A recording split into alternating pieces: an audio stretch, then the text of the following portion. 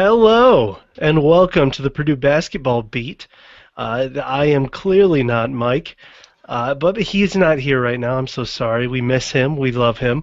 But we'll be doing this. We'll be doing this without him. Alongside me, on the other side of this microphone, I assume, is Andy. How you doing? Hey, how's it going? It's good. We're gonna try to do this. It's gonna be a disaster. I It's want gonna to be warn bad. you. It's So gonna be Michael bad is the backbone of this operation. for So sure. this is destined to be a failure. This is like playing if Purdue were to play 2-on-2, and the two people that they picked were Isaac Haas and AJ Hammonds. Like they wouldn't know what to do when they had the ball. They'd both be posting up, and nobody would be even like having the ball. Like nobody knows what's happening. So we're just going to deal with this as we're talking through it. But we would like to give our cosmic wishes to Mike and his ever-growing number of midgets in his house. Yeah. Man, I can't believe he prioritized I his know. family over podcasting. I mean, listen, I got intensity. I would be here if I broke a leg and gave birth personally. Yeah, I mean, my son right now has not been fed today, and he's crying. And but you know what? When you got a podcast, you got a podcast. When you got a podcast, you got a podcast, and when there's good things to podcast about, you got a podcast Exactly. about those good things. So we were looking through the notes because we have to make the notes now that the responsible one in the group is not here. And the last set of notes we had, like in our little shared doc, when we stopped doing that and started doing kind of our own individual notes, I believe was after the Gardner Webb loss. And let me read you the bullet points here. Welp, a four-letter word that starts with S. This got real. Sigh. What's your ideal ratio of Pepto and whiskey? Holiday songs, and when we can expect the reign of athletic director Brian, quote, world champion Cardinal. So we have things to be happy about. This stuff got better. Like this turnaround is amazing. Yeah, I really did get the opportunity to put away your pitchfork, and, That's we actually averted the riot, which was after three, I was kind of used to just keeping it out for the rest of the summer, but it went back in the case. It took me a while to be able to write recaps that were like happy again. It was so weird. So the ones the all of the recaps that I got Wisconsin, Maryland, Illinois. I got two of the wins like in between there. Then I got the Minnesota game and I got the Michigan State game. I think so. Like I have all of our Big Ten losses, like all of the post games. So maybe I'm just terrible luck. Yeah, I think the responsible thing would just be quit writing recaps. That's right. Let other people do the work. I'm fine. So are you doing the games for the Big Ten tournament? I don't know. I think we're gonna. We usually determine it about 5 minutes before tip-off because we're all Who's the most sober? we're all on top of things like that. I did end up going to the Ohio State game, Oh, and did you? that was simultaneously a lot of fun just for everything outside of the basketball, but it was also just like so miserable because it was a terrible game. Yeah. Oh God, it's usually you can tell in the first 5 minutes how the game's gonna go. Oh my god! And it was just like whistle after whistle. I had to make it was a late Sunday game, so it got rescheduled. I think it was supposed to be initially at like 2. They bumped it to 7:30 because both teams ended up being good. And just after the 15th whistle, I knew we weren't going to leave before 10:30, and it was just a nightmare. And we had it at halftime. We were looking great, but D'Angelo Russell happens, and what are you gonna do? Hey, can we pause real quick? Yeah, go ahead. I don't know. Can you hear my son in the background crying? No, I can't. Okay, good. Cause I'm gonna go talk. He's crying, and I'm kind of trying to like hide in the corner here so it doesn't pick it up on the microphone. But No, that's fine, dude. I can see that being really distracting. I can't. Okay, so we were talking about D'Angelo Russell. I'm gonna go. Hold on, give me 5 minutes real quick. It'll be Yeah, less not a than that, problem. Don't worry about it. I'm just chilling. but- Sorry. This is the best.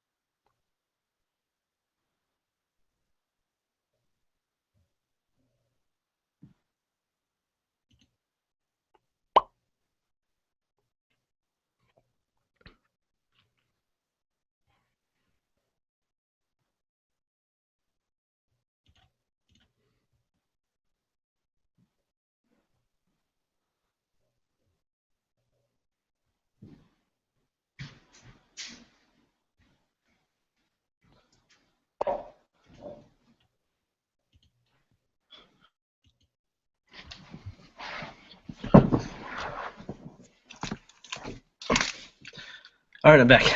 Jeez, look at this lack of commitment from the gang, from the Purdue basketball beat gang.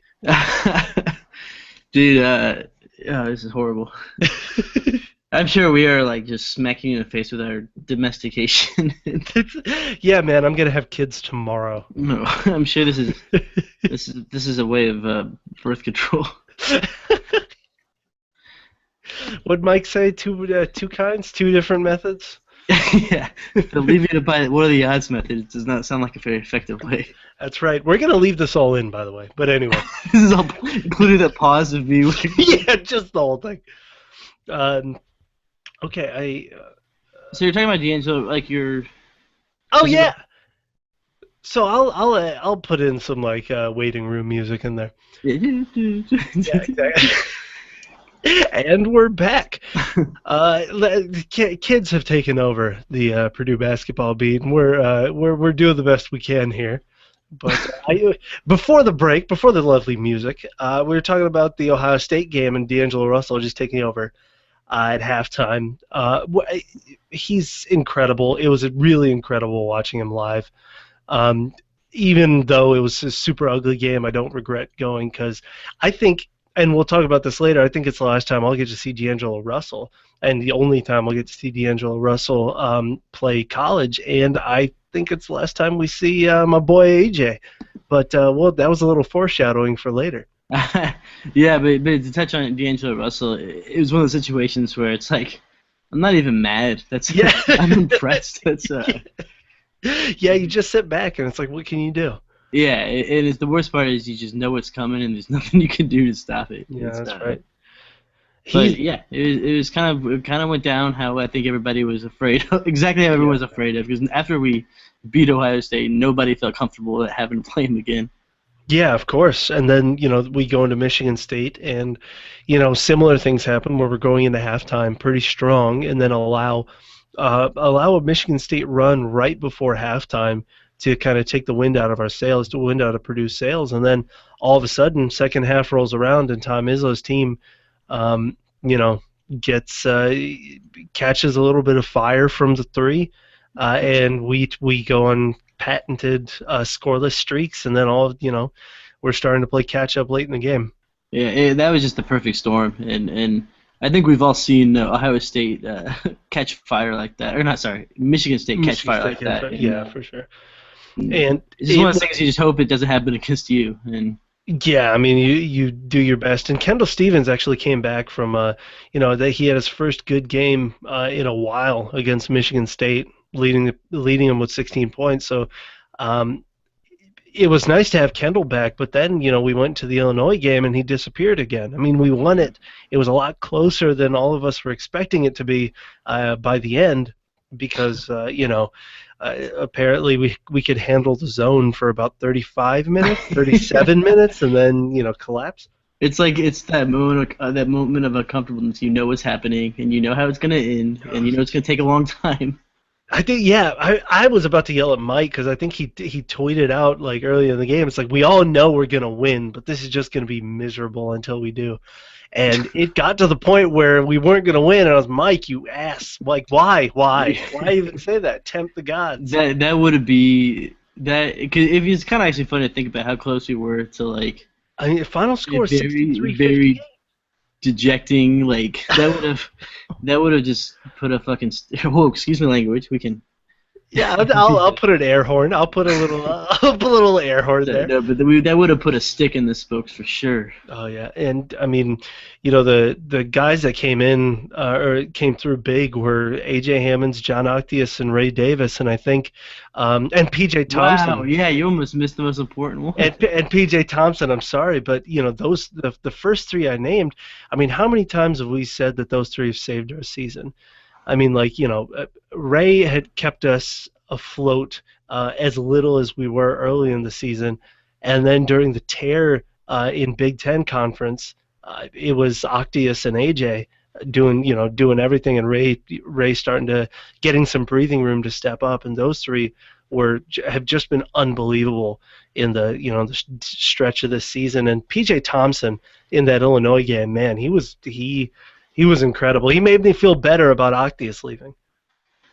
Yeah, especially that play. I think the best play of his, and he had a lot of really good plays, but when he ripped the ball, I don't remember whose Yeah. hands it was, but he ripped the ball out of someone's hand and just went in for a layup like immediately. Yeah, he was just on fire, and he was making the best thing was that he's been pretty tenacious on defense all year, which has been unexpected for those who followed him in high school. We thought he'd be just kind of a game manager, but he's been showing defense and a little bit of a stroke, like a hot hand from three. But what was great in this game was just he was making calm, mature decisions, and it was really great to see, and it was really encouraging that this guy's probably going to be our point guard of the future until somebody else shows up, maybe his senior year. But for all of the people on roster and committed, committed to come in, PJ's pretty clearly the guy, and we were all just kind of sitting and hoping that he'd turn into it. And I think I'm just looking. I think that the play you're talking about was right before halftime. The Kendrick Nunn turnout, like he just ripped it from Kendrick Nunn's hands and took it all the way. Or it may have been also Jalen Tate. So he had 2 steals within the last 2 minutes of the half, and I don't know. He was awesome. He was incredible. See, and that I think it was actually a really good timing, because he's had a few other kind of flashes, but it was a good capstone on like just a full team effort. Every scholarship player, except for Shaquille Taylor, obviously, because he's returning. But everybody contributed at one point in the season, and I think that it kind of we were talking before we started recording how the backbone of that who's leading the team kind of changes a little bit, but. I really would say that every single person, was ready when their name was called, they stepped up. And, I mean, from the top to the bottom, I think this roster, everyone contributes and everybody's important. Yeah, for sure. And we were talking about this before the season started, and we were like, this team could be 10 players deep, or it could be 5 players, or it could be 6 players, and then the 3 either or the other 4 just get dejected, or somebody turns in a transfer request, or somebody gets injured. I was just doing this thing. It should be up by the time this is shameless plug. Yes, exactly. I was doing this post that should be up by the time this is recorded, but how all of the preseason predictions were, between 1, 2, 3, 4, 5, 6, 7, 8, 9, 10 different predictions on all the major websites. There were anywhere between 11 and 13. Nobody had Purdue high, and everybody missed really badly in their preseason predictions on Maryland, Purdue, and Nebraska. And Maryland and Purdue did a lot better than expected. They were both expected to be. Maryland was the bottom of the middle of the Big Ten, and Purdue was expected to fight for the last seed with Penn State and Rutgers, and and Nebraska was supposed to be second, and they ended up third to last. So just what's overlooked is that Purdue is, and I could be wrong, but we are, I believe, the youngest team in the Big Ten. I haven't quite finished writing this, but I might put that in. We could be. And I believe there's some sort of metric, and I don't know if that takes into account minutes, but I know as far as scholarship players, I think us and Northwestern. I was going to say Northwestern might be a little younger because they're hitting the reset button with Chris Collins. But the other thing is that the healthiest teams in the Big Ten have been Purdue, Iowa, and Minnesota. Knock on wood. Yeah, well, that's the thing. Like nobody from those 3 teams nobody of any effect has missed any minutes or missed any major games. I mean, and the incredible thing is you look at the top, Wisconsin, Trayvon Jackson is a major role player or a major, side cog for them, and he missed 14 games this year. And they still cruised and sleptwalked to first place. But I think we got lucky in terms of health. Well, but also, the depth. So, like, for instance, when Vince Edwards Yeah, And he was out for a game. he had that. Yeah, Basil Smotherman stepped up, and he looked like he looked like he belonged there. And absolutely. and so in the kind of the same token is like when there's foul trouble, I think we handle it pretty well. There's not. I mean, obviously, Octius and Refield Davis are really difficult to replace, but we still. I mean, I don't feel like we're dead in the water when someone gets in foul trouble. Definitely, and I feel better. Like Ray can lead from the sidelines and during timeouts and stuff. We have depth at that position. We can slide in Dakota Mathias or Kendall Stevens. Basil Smotherman, as you said, had some moments, and Vince Edwards. But Octius is the one when he's in foul trouble, we tend to skip half a beat. But like you said earlier, that I think you put it really well. Everybody on this team had their moment. Uh, you know, Bryson Scott has been in the doghouse for most of the season, but whenever he's been called on, he's played well, and it's got to be something in practice, or it's got to be team meetings, or he's not being prepared enough, or whatever, or he's not preparing himself enough behind the scenes that he's losing minutes. But um, when we needed him, especially during both IU games, It's funny. stepped up. I'll forever forgive his antics. I could never, I will be okay with it with his production this year. Looking at his season as a whole, solely because of his contributions to the IU games. Yeah, man, and it was a huge effort because with him, he had one of his major assignments was just slow down Yogi Ferrell, and he did a good job both times, and it led to two blowouts. And in blowouts, Yogi tends to want to play hero ball. He tends to want to be the guy to take over and save his team for better or for worse. And when you have somebody who can overpower you like Bryson Scott can, even somebody as skilled as Yogi can't handle it. So yeah, I think I agree with you. And really, what I hope is that it doesn't tinge next year because we'll need him. We'll need Bryson next year, especially because I don't think either of the freshmen, Klein or Weatherford, that are going to come in next year are going to play major parts. So PJ Thompson and Bryson Scott are going to have to use their experience to. Yeah, I don't think Klein should be. I know he's a smart player, but I don't think he should be handling the ball more than he needs to, at least as a Yeah, freshman. exactly. So I Okay, so it while we're made me talking feel about better. guards, while we're talking about the roster, Hmm. can we just touch on Dakota Mathias for just a little bit? Go ahead. We'll go ahead. We'll Man, do Kendall Stevens too, but yeah, the shooters. it's just incredible watching him grow, and his shot's starting to fall, but I feel like his shot is only just a small component of what he brings. He plays like a veteran, and it's incredible kind of seeing where it came from. But what surprises me the most with him is his defense. Hmm. He's probably the least athletic guy out there, but Probably. he knows how to compensate for that, and he's got great footwork, and he can he's deceptively quick with his hands. So he's actually a pretty he's a lot more.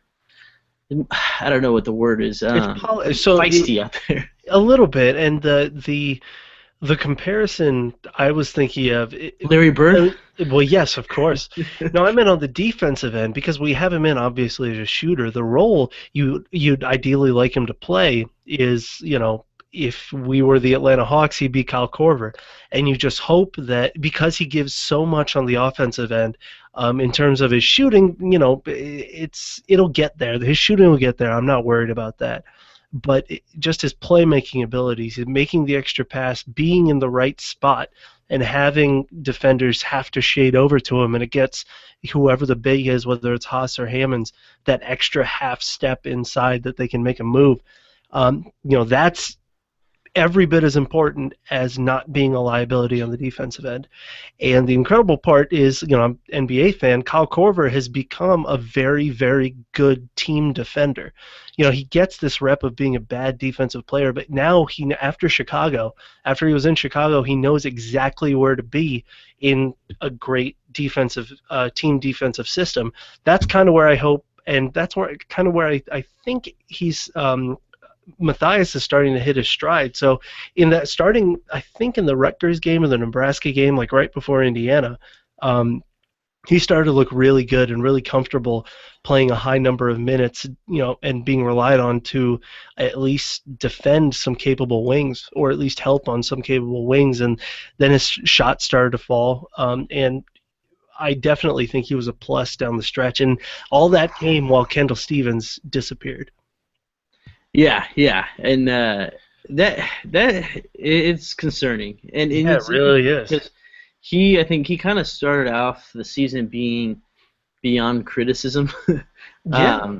and I'd say the same way that Vince Edwards, they both were kind of untouchable in a way, They and were part of it so was just that, talented. I mean, yeah, they're probably, along with AJ, our two most talented players. but Kendall Stevens, like, I think, I mean, it's hard to, I don't know if it's mental or if it's physical, but he just started making a lot more bad decisions, and they just look Hmm. lazy. And Hmm. that's the thing is, I don't know, that's just how it comes off in terms of when he's throwing it in down to the post. He used to be a pretty reliable passer, and he Hmm. just started making like terrible decisions towards the end of the season. Even late like last calendar year, so in like 2014, right before the conference play started, he was a very good scorer for us, and wasn't a turnover machine. He'd have moments where he'd make these dangerous passes or lose the ball, but it will always look like it was effort driven. Hmm. It wasn't careless turn. He'd never really do these careless turnovers. Now he's become probably the worst passer on the team, and that's mind blowing. And Painter, for all of his warts, knows how to coach different personalities differently, and we usually see him call out players in the media, call out players who can take it in the Yeah, media. he gave him an out. But for Kendall, at least on the shooting side of it, it's been he'll get it. He'll I trust his shots. He puts up the practice, or he puts up time in practice. He's always vocal in film sessions. I trust Kendall to do this, and I don't know if that's just like a mental thing, like he knows Kendall's in a mental funk, or if he's really just being lenient on him. He has kind of a blind spot. Before the season, I know that for me, Kendall Stevens was kind of the unquestioned starter along with AJ, and Mhm. the rest of it, comes in and out. Next year, I don't. I mean, next year I think Ray Davis is the guaranteed starter, and then one of the bigs is the guaranteed starter, and that's about it. Okay, Like let's that. do this now. Let's do Okay, this. go ahead. You're the one that asked Is the question. Yeah, is AJ Hammons coming back next year? Absolutely not. And Not at all. I hope he doesn't. I well, Well, no, I get hoping yeah, he doesn't, and it's all for the right reasons. I hope he But does. I mean, like I love AJ. I've loved oh, AJ since he yeah, came on yeah, no, campus. that's what I'm saying. But Is yeah, is I think we're in the same boat in terms of thinking it's a good thing that he goes pro, but it's just beyond me how his draft stock does not rise. It hasn't risen with his production increase. I mean, so here's the thing. It depends on where you look, right? So if you look at Chad Ford's, hit the last mock or the last top 100 Chad Ford had, which Chad Ford, just Google his name if you haven't been up to the controversy that he's been doing. Oh yeah. But on the So last one, he wasn't listed. Like usually, he was in the 70s or so in his top 100. I just checked Draft Express today, and he was I think in the 80s. Well, so on Chad Ford's last one, he wasn't even listed, and I think a bunch of Purdue fans tweeted him, and he realized. I think he just straight up left him off, like on accident. But he won't ever admit that. He'll just go back and edit his list. Yeah, he's got to So, wait till after the draft to go back and edit it. so if you go right now, he's at like 54. So I think AJ should go. I think rim protecting centers who seem coachable enough, and AJ. I think all of the headlines that talked about AJ's head not being in it, him having a bad motor, all of this, like that. Those are 3-month-old stories. Like you can't Yeah. that's not relevant anymore. So I mean, I think he'd be an asset to a team like Utah or a team like a young team with a good developmental coach that needs a rim protector So here's that the plays thing, a though. little slower pace. So, I mean, I think there is a well. First of all, let's clear up what's going to happen. Everyone's like, is he going to go? Is he not going to go? No, he's going to go, Yeah, I and he's hope. going to get feedback from all. Well, he's going to get the feedback from all the team managers, and he'll have a very good idea of where he would fall. Hmm. And so there's a few factors in it. One is how much does he want to stay. Um, That's true. Yeah. there's questions. I mean, he's I think for the first time enjoying basketball. I mean, if you think about his freshman and sophomore year, I mean he had to deal with a lot of a lot of controversy with him. I mean, in terms of questioning his where his head's at, Yeah. and losing. So whatever he said, it makes sense, for him to want to leave as fast as possible. But now he's having fun, and I mean, you look at Comiskey. Obviously, well, he could have been a lottery last year, but I mean, you see how it's helped his stock, and That's, he's I mean, I understand that, people are going to take this that way. I understand you meant that he's not Frank Kaminsky, but an extra year, even though he's older, could help. The problem is that he's really old. I mean, like he's an old big center. Frank is a like an agile. He's very light on his mhm. feet, right? And he's very like very mobile, especially defensively, and he's incredibly efficient. He's probably the most efficient player. Not probably, he is the most efficient player in the country offensively right now. But I So see you what you think, mean in that AJ could come back and just dominate. He could well, but just when you're playing for dominate. money too, though, is if you think about it, I mean, if he's going to be a second round pick with no guarantees, I mean, there's also guaranteed money at play here as well. I mean, it's a financial decision just as much as a basketball decision. The other thing is that he's 23. When if he goes now, Is he he'll be 23 right now? no. So he's 22 now, but he'll turn 23 before the NBA season starts. So during the draft, he'll effectively be a 23-year-old, right? And bigs don't last that long. You have to assume that his career is over at around 31, right? 31, 32, unless he's this transcendent player, or he fits into such a great role that he's not relied on for minutes or anything like that. But next year, being a 24-year-old senior 4-year player, I think he's pretty much guaranteed a second round slot. So right now, I think he peaks I out mean, so you think early in the so second you round. think he goes to second round, Yeah, so I think knowing that he's a potential second round pick? yeah, I think he Because look can't at do Look anything. at Juwan Johnson. Like, well, Well, JJ was the other way. He was he was like Frank. I know they're Yeah, completely different players. I'm not, yeah. but I'm saying though, but that's and I guess there's nothing that he could have done to improve that, but I think if he could work his way to a first round, he at least would have a guaranteed contract. Whereas second round, you are really. I mean, Jawan was a Oh no, four-year. I know Yeah, that he was Juwan a was four-year first round. player, and he was a national, on national first team, I think, or second team All American. I'm still amazed at how quickly his career was over. Oh, I don't know. I mean, like there have been stories about his practice stuff, and now he's in Italy doing really well. So he's got the talent, but I think it was a combination of his work ethic and his Demeanor. frame. It's his Yeah, demeanor. maybe his demeanor too, but his frame. He can't for the life of him put on weight. And if you listen to Simmons or Zach Lowe or any of these guys, because now the Celtics were in the lottery. All of Danny Ainge's bad draft picks are coming back up, and Juwan Johnson's name is popping up alongside Fab Melo, and it's like, oh, cool. But back to AJ. I don't think my my pitch to him would be, if you come back, we're winning the Big Ten. But if you don't, the reason you shouldn't is because I don't think you can play your way into the first round. I think the biggest way, the thing that he can do is play himself early into those really high valued second round picks, which is like, Philadelphia or someone has all of those picks, but it's those non-guaranteed contracts where you can find a diamond in the rough. Like that's what a lot of teams are valuing now.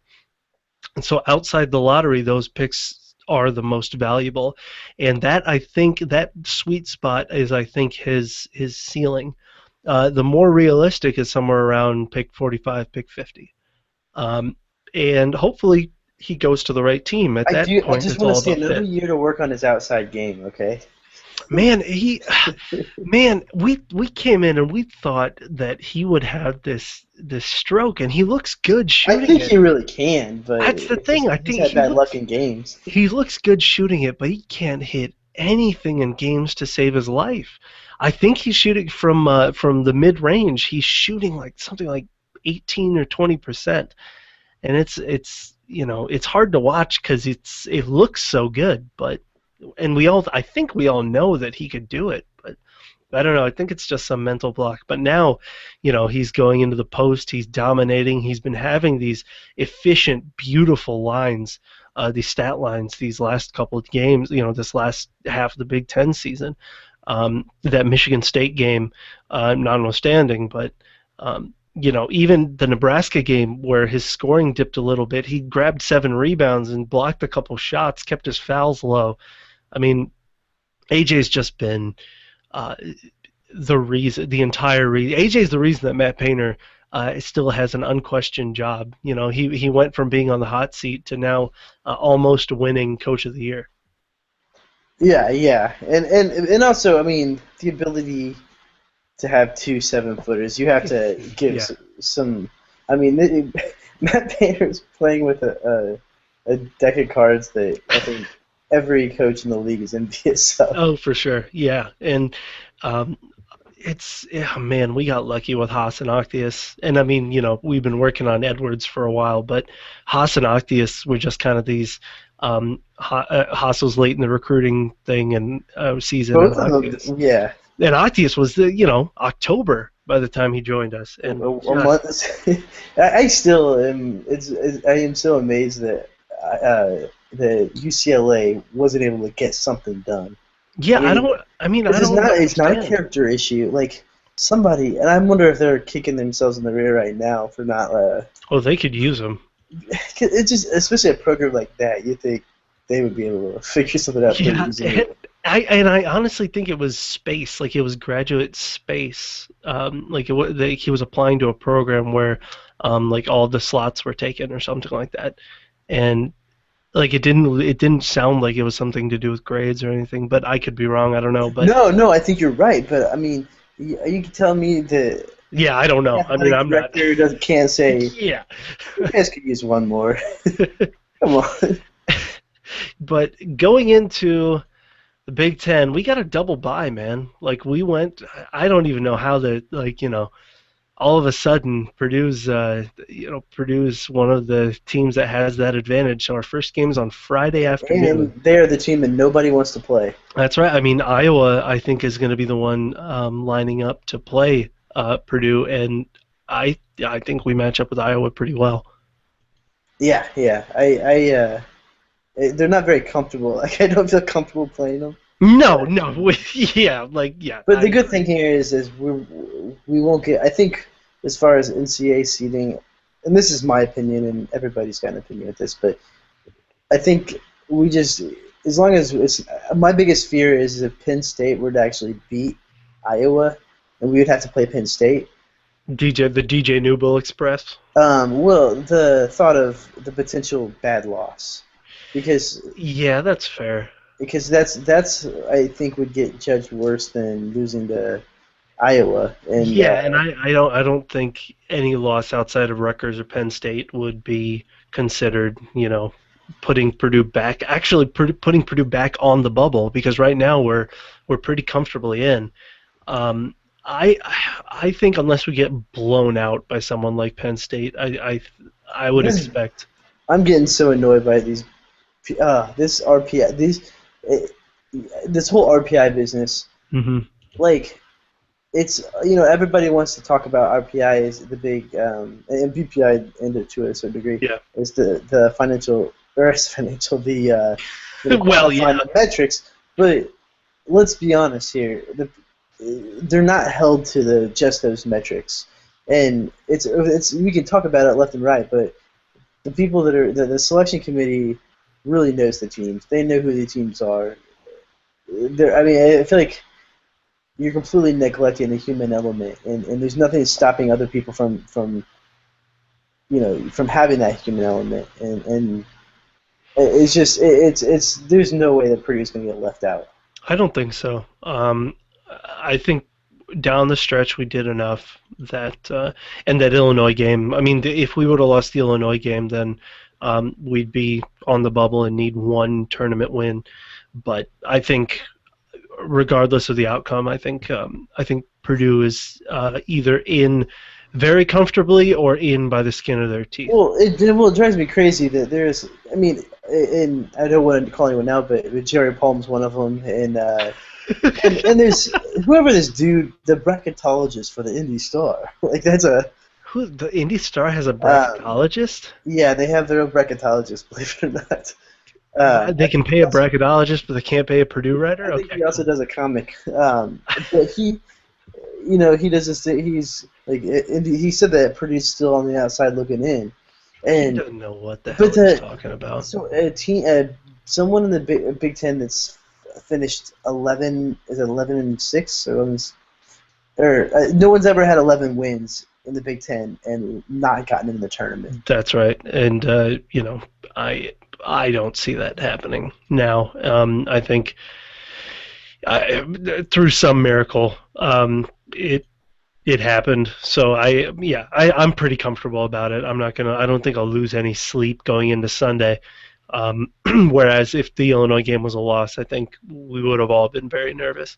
But that stretch, I mean that end of January stretch, Iowa, Indiana, and then Ohio State going into February, that saved our season.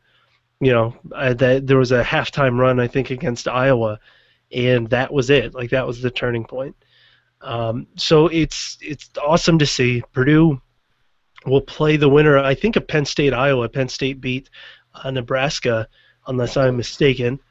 But I think it'd be Iowa. But if it's Penn State, we play DJ Newble. I think we can handle both teams, and then we play the winner of Wisconsin and the Illinois or Michigan tandem. And I think Purdue is at the point right now, especially because we're peaking. I mean, we're playing really good. We're playing really deep. I mean, I think they should have that attitude right now that they could beat anybody. Oh yeah, I think so. And I think that's. I mean, if you think about it, how ideal is it where their heads at right now? They're focused. As we said earlier, they're healthy, and I mean, it's a good spot to be in right now. I mean, we have a team that I think matchups are going to play a huge role in Purdue's success in the tournament. But if we get lucky and we match up, if we can have some favorable matchups, I mean, we can beat anybody that's not Kentucky. Yeah, well, they might as well already be engraving Kentucky's name on there. I agree. The mindset would be great. I mean, the mindset is great. These last couple games, close losses, I think, could either knock the wind out of a team's sails, or it could get them focused again. And I think AJ and Octius and Davis, they want to get focused. And I think. Could I do a sidebar real quick about Davis? For sure. He was interviewed by JMV. I think it was yesterday. Defensive Player of the Year, Ray Davis. Yes, I'm sorry. He is an incredible student athlete. Yeah. He is like managing. He's like the manager of the team basically. He's calling everybody, making sure they're going to the classes. He's gonna be a Purdue coach. Like, absolutely. Him and Ryan Smith are going to be like the future Purdue coaches. Like, I'm already waiting for it. And how great is it knowing that he's going to be back another year? I mean, that is the most comforting thing. I mean, having this continuity and having players grow in the system. I think he could be a monster. We haven't had for a while. I mean, he's going to be a monster next year. I mean, Man. barring anything unforeseen, like he should be. And let's appreciate this transformation for just a second, because I mean, okay, so he scored a lot in high school, Hmm. but he, I mean, he was kind of an awkward position, awkward size. He was expected to grow a lot, so he was kind of, too small to be a forward. Yeah. And, Tweener, and, very and much a he tweener. and he could rely a lot because he was stronger than everyone. That he didn't have a ton of finesse. I mean, he could just muscle his way in, but he didn't. He was kind of like he didn't have a whole lot of an outside game. And I think that a lot of people wrote him off, or at the best, I saw him as a sixth man. At the beginning of the season, Yeah. I would like to go back and see what we said about him, but I mean, he has emerged as clutch. It's not even his ability; it's just how clutch he is. Yeah, for sure. I mean, like we were, uh, I was on him as a glue guy. I loved him coming into the team, and I saw him as a glue guy. But you saw him as a glue guy, not a Exactly. major contributor, someone that did the dirty Exactly. work and Yeah. maybe But scored some. just vocal guy. You could see him evolving into a vocal guy, evolving into the wing version of Chris Kramer's like role on those early team, on those late 2000 knots teams, and he's grown into so much more. Like I never thought he was this talented. I didn't think he had consecutive 20-point games in him, let alone consecutive 15-point games, like, consistently 15-point games. I think he's, unless AJ has just recently taken the lead. Yeah, AJ just recently took the lead. But until these last couple of games, he was our leading scorer for the season. And that's just How many times has that's been a carousel all season? yeah, which is so cool. I mean, like we have a team You that's have 10 so people fun to that watch. average 10 points a game. I mean, we have a team that's so fun to watch, and even if I mean, just they're so likable to Purdue fans, like to fans that are actually watching, and have stuck through all of this. I mean, how awesome is it to see AJ just finally shake off everything and be the dude that he was brought to campus to be? And be Like, happy. yeah, just this happy-go-lucky dude who's shooting 7 for 9 game in and game out. Will get to the free throw line and make his free throws. And you got to appreciate his post game. I mean, It's beautiful. I don't think he get his fundamentals get enough credit. I mean, but he's putting up some crazy baby hooks and Yeah. and I Nice mean, little drop step. yeah, and it's almost like he's playing a center position that you don't see very often. Yeah, especially in college, and I think that'll help Haas next year when he's going to be taking the brunt of everything. And AJ staying this year has helped Haas because that's kind of eased him into a load that he'll probably take next year. Haas is still He is gonna be people are gonna hate him. They already hate him. It's awesome. First of all, he needs to improve defensively. I mean, like Oh, we're he- used to absolutely. AJ being on the court, and AJ was just a natural defender. You know, from this day has one. been a perfect experience. I mean, he knows what he needs to work on. He's got a whole season worth of film to work on his footwork and position. He's gonna be yes, he's gonna be very hated. He's the size of Roy Hibbert. Like he's massive. He knocked out Brendan Dawson without even flinching. He knocked him out, and I never I know how bad it is to root for injuries. Sure. But that was just That was sad. awesome. Satisfying. Okay, now you know what? Nobody's listening to this late, but no one's gotten this far anyways. But you know what? It was a massive blow, and he wasn't even swinging. Like, And it was a return shot. I mean, too, like Brandon Dawson had a cheap shot on the other end, and it was just an eye for an eye shot. And Haas he's cold blooded. dude. But he kind of is like Andre the Giant, where Yeah. he's just just by his size, he could do some major damage unintentionally. And I almost feel bad for the defender.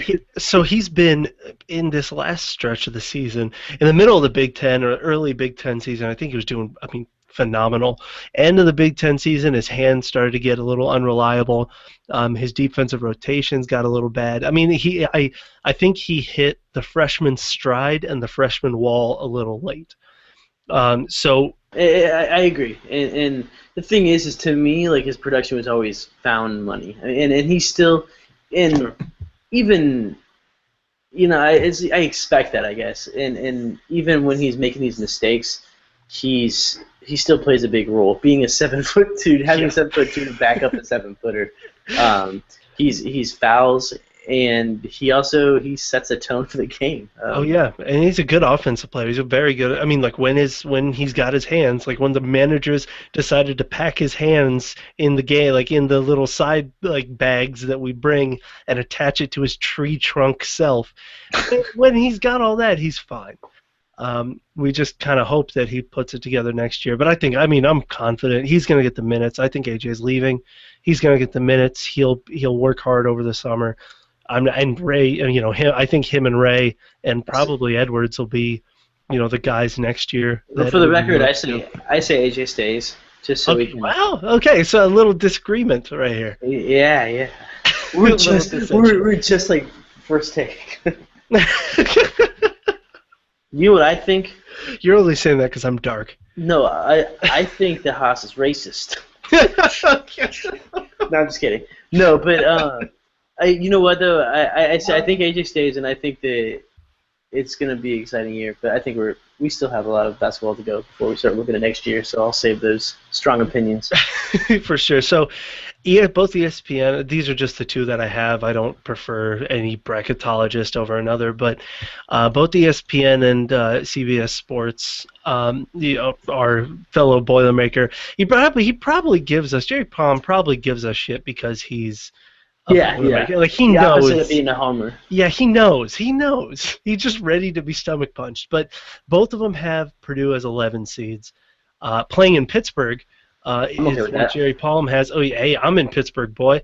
So I'm going to the game. I need it. in Pittsburgh. Jerry Palm has us playing St. John's, which would be an interesting storyline there. I don't know if I want to play them, but yeah, and.